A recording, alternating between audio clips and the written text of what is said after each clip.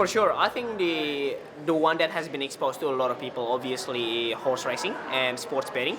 Although the horse racing numbers are usually predominant compared to sports betting, but I think in general, a lot of people are quite underlying the scratches and the lotto as something that they don't even consider as a gambling.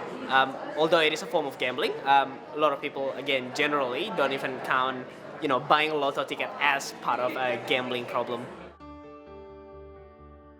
Well, there are a lot of things, and it's really depending on the spectrum of the depending on the student itself. Partly, it could be from the social isolation that they encounter. Perhaps that the amount of studying or the amount of pressure sometimes it can take a lot to their heads. Again, not getting the right platform to go to it, can impacting on their behavior and the way they think as well.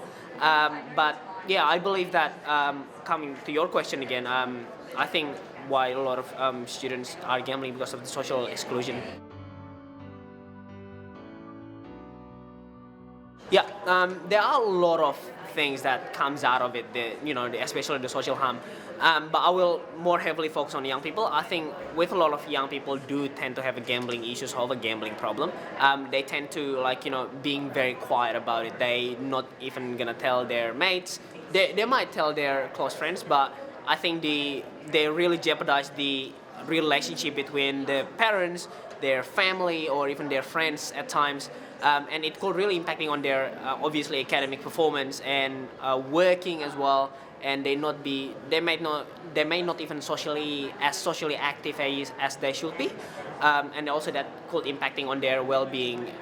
So for example, they might not exercise, they might even think about gambling all the time, going to sleep at night regretting making gambling decision, and waking up in the morning wanting to take back their money.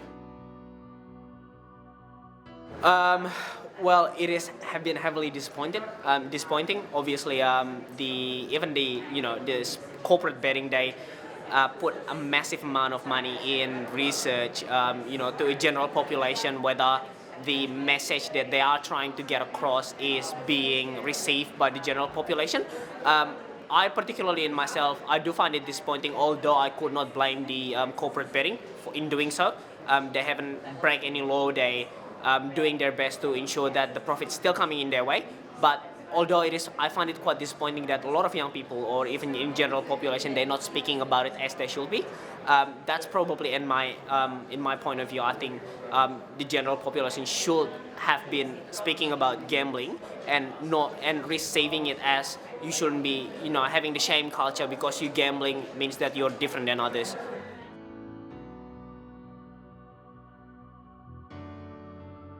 Especially when it comes to young people, when they are really trapped in in particular circle, they find it really hard to speak about where do they speak to, who am I going to speak to, and is this safe enough to talk about this? And at times, the young people are actually looking for strategies more than they're opening up about their gambling issues. So again, really, there has not been enough resources to young people, but also there hasn't been enough resources for general population as well anyway.